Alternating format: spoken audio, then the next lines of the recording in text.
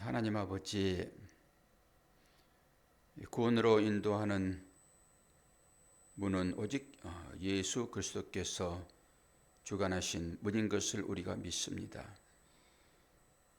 그 문에 들어갈 수 있도록 인도하신 하나님을 찬양하기 위하여 오늘도 우리들이 주 앞에 믿음의 무릎을 꿇습니다.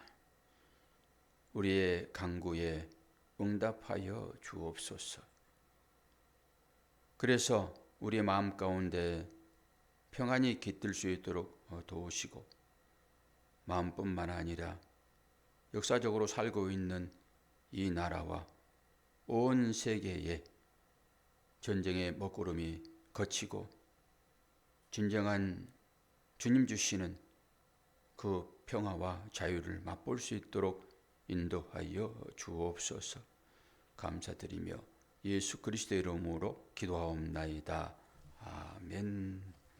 시편 146편입니다. 1절에서 10절까지 말씀 봉독합니다.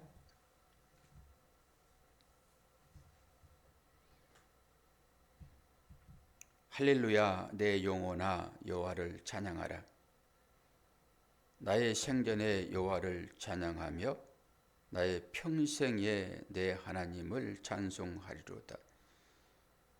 귀인들을 의지하지 말며 도울 힘이 없는 인생도 의지하지 말지니 그의 호흡이 끊어지면 흙으로 돌아가서 그날에 그의 생명이 소멸하리로다.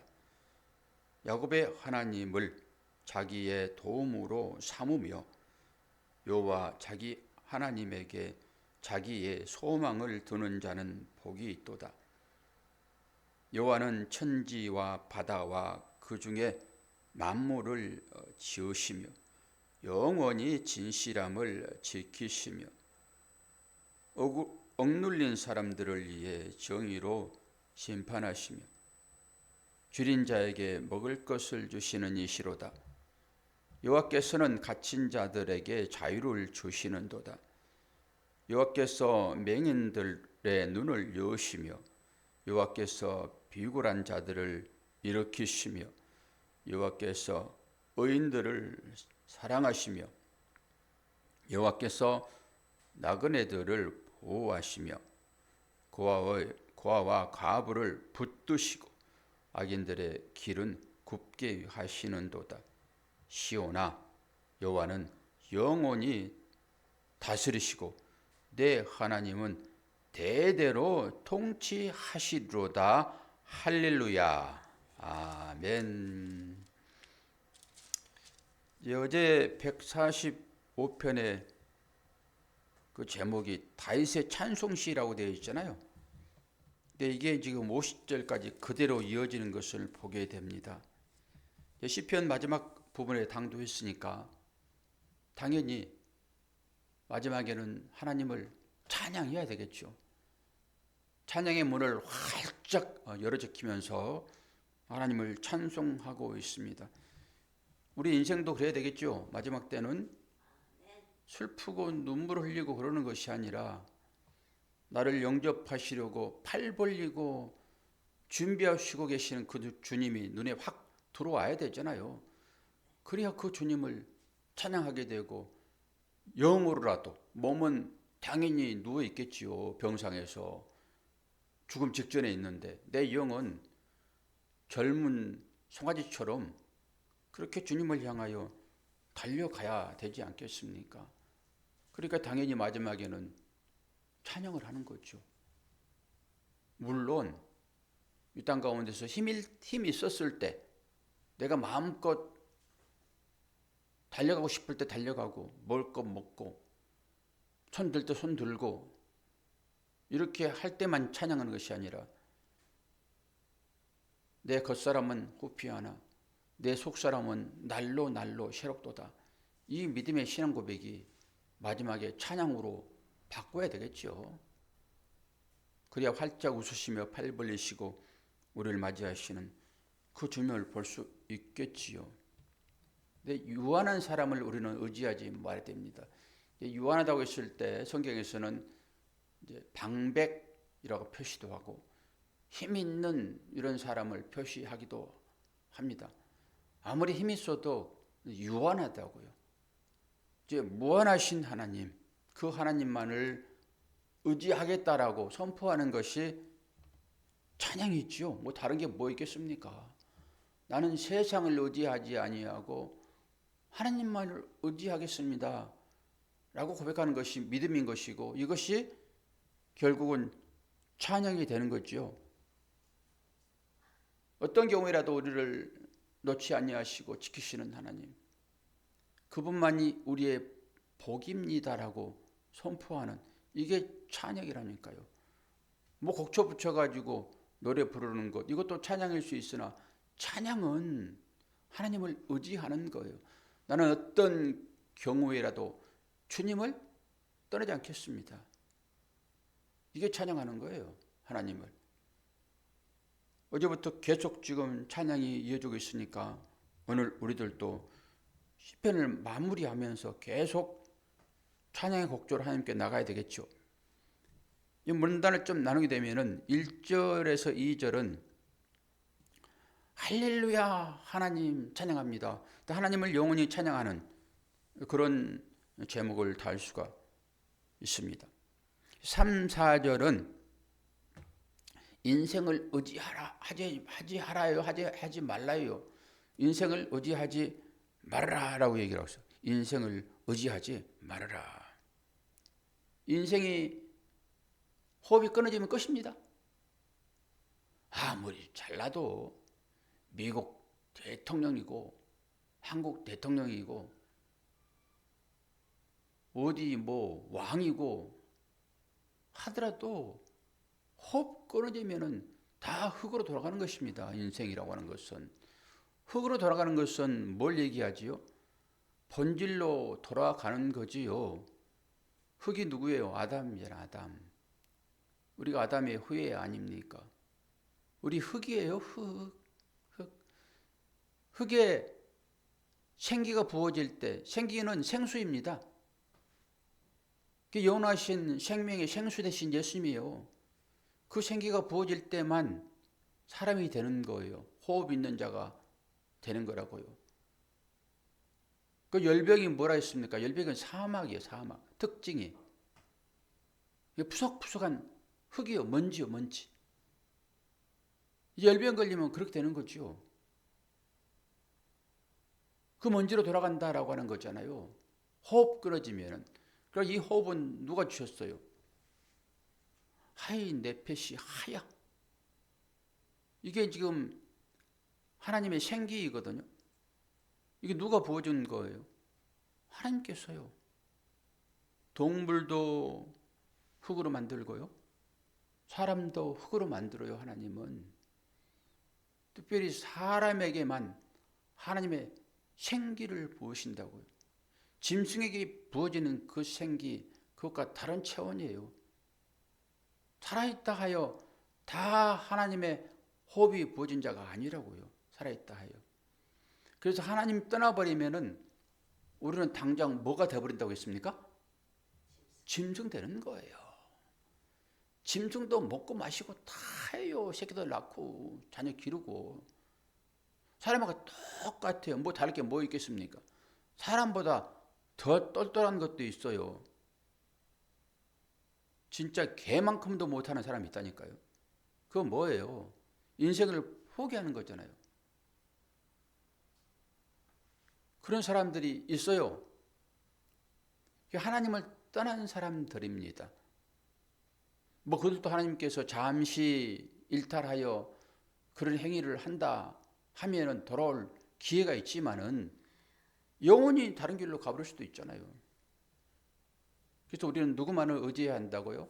우리에게 생기를 불어넣으신 창조주, 나를 지으신 그 하나님, 그 하나님을 의지하며 살아가라 라고 하는 얘기입니다. 3, 4절이 인생을 의지하지 말라라고 하는 거죠. 5절에서 7절까지는 야곱의 하나님을 의지하는 자는 복이 있다라고 얘기를 해요. 야곱의 하나님을 의지하는 자는 복이 있다. 야곱이 누군지 아시죠? 야곱은 발 뒤꿈치 잡은 자예요. 다른 얘기로 넘어지게 하는 자예요. 여러분 길 가다가 걸어가는데 뒤에서 발 한번 툭 차보세요. 그냥 그 넘어집니다. 넘어지게 하는 자예요. 넘어지게 하는 자는 사탄 마귀예요. 거짓말하고 속이고 상소하고. 아니 예수님의 피를 인하여서 깨끗하게 되었고 예수님께서 깨끗한 자를 의인이라고 칭의로 이마에 각인을 해줘서 나 의인인데 조금 삶 가운데서 잘못된 일을 하게 되면은 당장 그걸 꼬투리 잡고 율법을 어겼다라고 율법의 행위로 비춰보게 되면은 모든 사람들이 다 죄로 드러나잖아요. 하나님이 계속 고발하는 거예요. 그게 사단의 일이잖아요. 그 넘어지게 하는 자죠. 하나님의 자녀를 넘어지게 하는 자. 이게 사단의 일이라고요. 그 야곱이 어떻게 이름을 바꿔주잖아요. 이스라엘로. 그 하나님과 천사와 씨름하여 이긴 자잖아요. 그게 불명예스러운 이름이기는 해요. 불명예스러운 이름. 근데 그것을 조금만 바꾸게 되면은 하나님과 씨름하여 하나님의 힘을 얻은 자. 이러면 달라지죠. 욕심꾸러기 야곱이 이스라엘로 바뀌는 것입니다. 우리가 이스라엘 안에 영적인 이스라엘이 되었잖아요. 우리 자신이. 하나님을 의지하는 야곱의 하나님을 의지하는 자는 복이 있다 얘기를 하고 있습니다. 그래서 하나님은 아브라함과 이삭과 누구의 하나님이요? 야곱의 하나님. 그 하나님이세요. 살아계신 하나님이십니다. 그 하나님을 의지하는 자가 복이 있다. 그런데 우상을 의지하게 되면 우상은 살아있어요? 죽어 있어요? 죽어 있잖아요. 우상을 의지하는 자는 복이 없는 거죠. 8, 9절을 한번 볼까요? 8, 9절은 약자를 돌보시는 하나님. 그리고 우리가 잘 아는 내용이 여기에 이제 나와 있죠. 여호와께서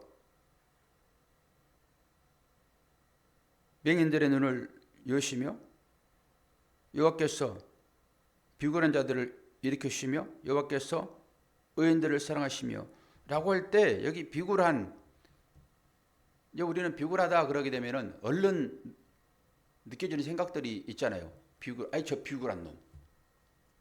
저 약삭 바른 놈. 저 비굴한 것. 그런 비굴함이 아니에요.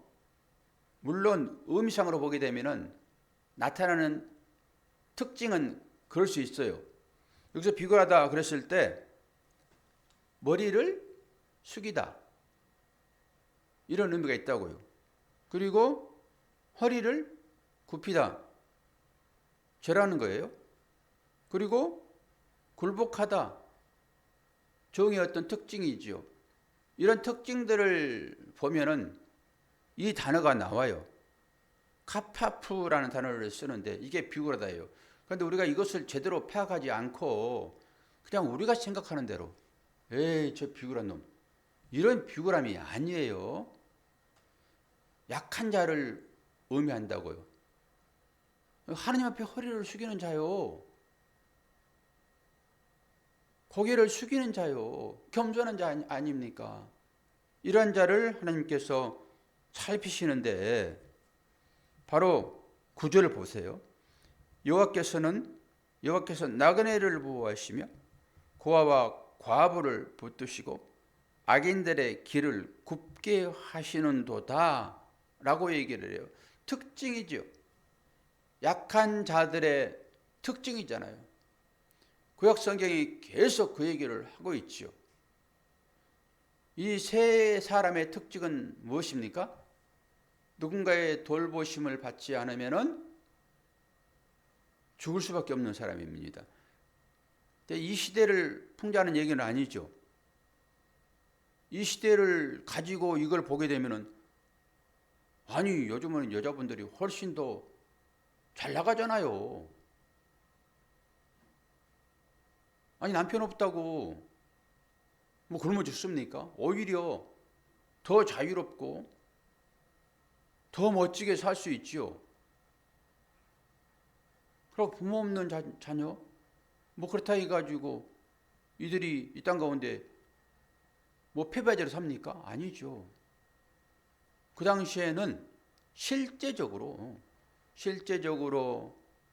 고아와 과부와 나그네는 누군가의 돌보심을 받지 않으면은 굶어 죽을 수밖에 없는 환경 가운데 있는 최고의 약자입니다. 최고의 약자. 그럼 이 최고의 약자는 현실로 보게 되면은 누구일까요? 최고의 약자는 어디 그냥 집이 없어가지고 아무 데서 그냥 잠을 자고 그런 노숙자일까요? 그들이 약자입니까? 그러니까 이것을 하나님의 말씀을 볼 때 우리들의 시각, 인생들, 사람의 교훈, 아니 너희들이 겉으로는 뭐 나를 예배하고 한다 하지만은 마음은 멀다. 그러면서 뭐라고 그래요? 나의 말을 인생들의 교훈과 도덕과 윤리로 그걸 가르쳐 버리니까 너희들은 내게서 멀다라고 얘기해 버린 거예요. 주님이 이사야 말씀을 통해 가지고. 이게 인생들의 이걸 얘기하는 게 아니잖아요. 그럼 여기에서 하나님께서 돌보시는 약한 자들, 특징적으로 나그네 고아와 과부의 특징이 무엇입니까? 특징. 나그네는 어떤 특징이 있습니까? 나그네는 집이 없는 사람이에요. 집이 없으니까 정처 없이 다니죠. 그냥 돌아다니죠. 그게 나그네입니다. 나그네. 집이 없는 자요.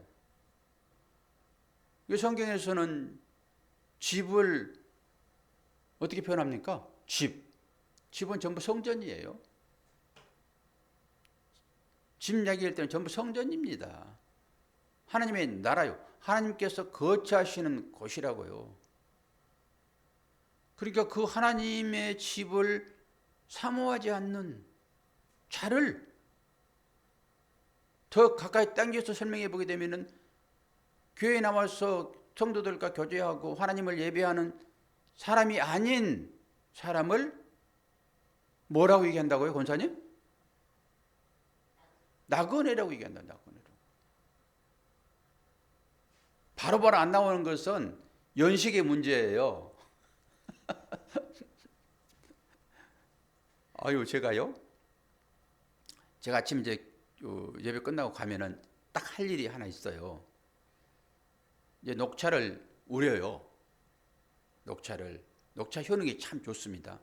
피를 맑게 하고 소변을 잘 나오게 하고 하는 거예요. 녹차가 신장이 참 좋은 거예요. 저는 그 제 작물을 통해 가지고 이거 이제 먹게 되는데 증명이 되었어요. 좋아요. 그 녹차를 이제 매일 타가지고 한 30분 불렸다가 원래는 달에 해가지고 그게 하는 건데 그냥 우리는 약으로 먹는 거예요. 그냥 한 컵 마셔요. 아내하고 둘이. 그거 먼저 해요.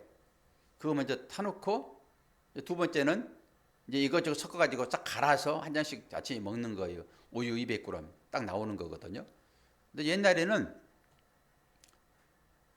그게 너무 자연스럽게 연결이 돼요. 이렇게 연결이 쭉쭉쭉쭉쭉. 근데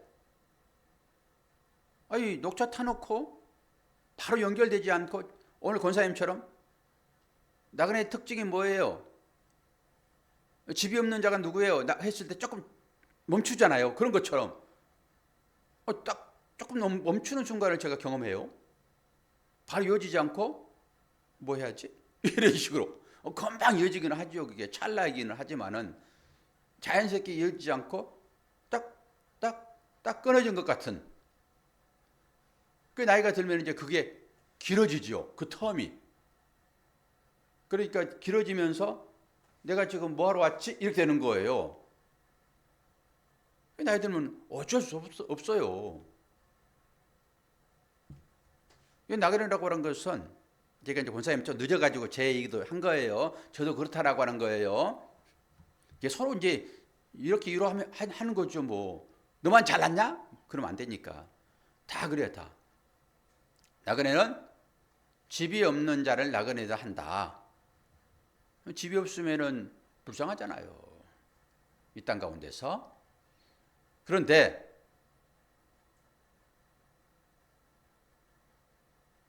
여기에서 집은 뭐라고요? 뭐가 없는 자라고요?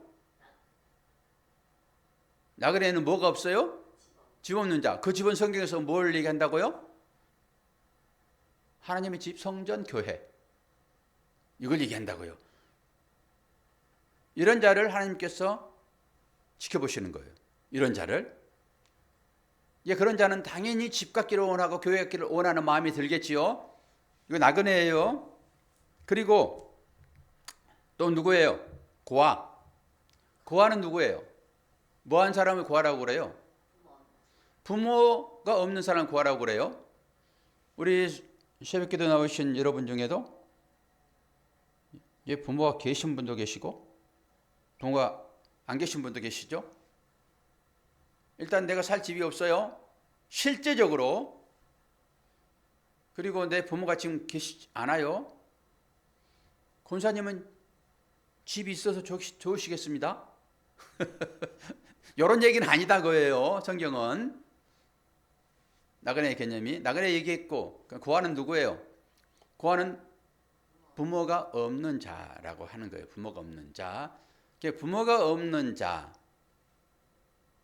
우리의 참 부모는 육신의 부모이며 그 육신의 부모를 낳게 하신 부모. 쭉 올라가게 되면 마지막에 누가 나올까요? 하나님이 나오는 것입니다. 그래서 육신의 부모가 없는 그 자, 결국 아버지의 아버지, 그 아버지가 없는 하나님이 없는 자, 이 자를 고아라고 그래요. 마지막 정리합니다. 이제 그를 고아라고 그래요. 그러니까 당연히 고아는 보호받지 못하고 연약한 자이고, 그렇죠? 그런 자. 그리고 한 사람이 남아있죠? 누구죠? 아니, 한 사람 남아있잖아요. 세 사람 중에서. 나그네, 고아, 과부 남아있어요. 과부. 과부는 누구예요? 누구를 과부라고 그래요? 권사님이 과부예요? 남편 없는 여인. 남편 없는 여인을 과부라고 얘기를 해요. 그러면 나그네, 집 없는 자, 고아, 부모, 아버지라고 통칭하는 것입니다. 아버지가 없는 자, 과부, 남편이 없는 자라는 것이잖아요. 이 사람들을 하나님은 긍휼히 여기시는데 이 사람들이 누구를 찾을까요? 당연히 없는 것에 대한 간절함이 있죠. 남편이 없게 되면 남편을 찾게 되겠죠. 고아는 아버지를 찾게 되겠죠. 나그네는 집을 간절히 원하겠죠. 이 사람들입니다. 하나님은 이 사람들을 보호하신다고. 특별히. 그런데 이 세상 가운데서 남편이 있고 아버지 있고 집 있는 사람, 하나님이 그 사람들을 돌보지 않으실까요?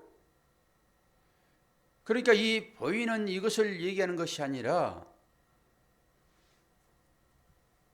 내가 하나님 없이는 도저히 행복할 수 없습니다 라고 하는 이 인식을 갖는 사람들, 나는 하나님이 계시지 않으면 내 스스로 살아갈 수 없어요 라고 하는 이 인식을 갖고 있는 사람, 나는 밤이 돼도 집이 없으면 이슬 맞고 살 수밖에 없는 나는 나그네요 라고 인식하는 이 사람, 교회, 성전, 하나님의 나라이지요. 당연히 우리 믿음의 아버지 하나님이시죠. 당연히 우리의 신랑 누구예요? 예수 그리스도. 이게 갖춰진 자들이 영원한 삶을 사는 것입니다. 하나님은 그런 사람을 찾아오세요. 나는 이게 없어요. 나는 이게 없으므로 죽게 생겼어요. 나는 이게 없으므로 외로워요.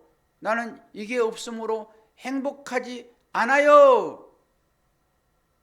하나님을 찾는 사람들의 특징이 나그네이고 과부이고 고아예요. 특징. 그 특징을 얘기를 하고 있어요. 그 특징을. 다 있어도 하나님을 찾지 않는 사람이 있다고요. 다 있어도. 우리들은 하나님을 찾으려고, 아니 찾았으므로 감사하여 하나님 앞에 기도하는 자 되었다고요. 그러니까 당연히 나 영원한 안식처인 집이 있어요. 하나님의 나라가 있어요. 나는 영원히 나와 함께 즐거움을 함께 할 수 있는 남편 있어요. 나는 외로울 때 나를 보호하시고 도와주시는 아버지가 계세요. 라고 하는 것이 하나님의 나라예요. 이런 사람들은 당연히 찬양을 하게 되겠죠. 근데 실제적으로 세상 가운데서는 이런 사람은 하나님을 찬양하지 못해요. 그냥 세상적으로 내 신랑 잘 나가고 내 집 궁전처럼 넓고 나의 아버지는 권력을 가지고 있고, 이런 사람들이 찬양은 세상을 찬양하는 거라고요. 오늘 인생을 의지하지 말라라고 하는 3, 4절의 이 말, 방배. 저와 여러분은 무엇을 의지하고 사십니까? 돈을 의지하십니까? 물질을 의지하십니까? 배경을 의지하십니까? 아니면은 오늘 고아와 과부와 나그네를 사랑하시는 그 하나님을 의지하십니까? 믿음의 고백으로 주님, 나의 삶을 살펴보시고 내가 어떤 삶을 이 땅 가운데 살아야 될 것인지 나의 처지를 하나님 잘 아시지요. 라고 그 하나님 앞에 기도하심으로 참 소망을 누리시는, 평강을 누리시는 여러분 되기를 축복합니다. 기도하겠습니다. 아버지 하나님, 아버지의 사랑과 은혜를 감사합니다. 시편 마지막 부분에 다다랐습니다. 인생의 끝에서 누구를 찬양해야 될지 생각해보는 새벽입니다. 나에게 아버지가 되시고 나에게 참 신랑이 되시며 온전한 집에 거주하게 하시는 하나님 나라의 주인 되시는 하나님께서 나를 자녀 삼아주시고 아버지 되시고 남편 되시니 그 주님을 의지하며 오늘도 행복한 하루의 삶을 살아낼 수 있도록 은혜 허락하여 주옵소서. 세계가 시끄럽습니다. 전쟁에 소용돌이에 빠질까 두렵습니다. 평강의 주께서 이 모든 것을 질서로 재편하여 주시어서 안정감을 누리며 살아갈 수 있도록 은혜 허락하여 주옵소서. 감사드리며 예수 그리스도의 이름으로 기도하옵나이다. 아멘.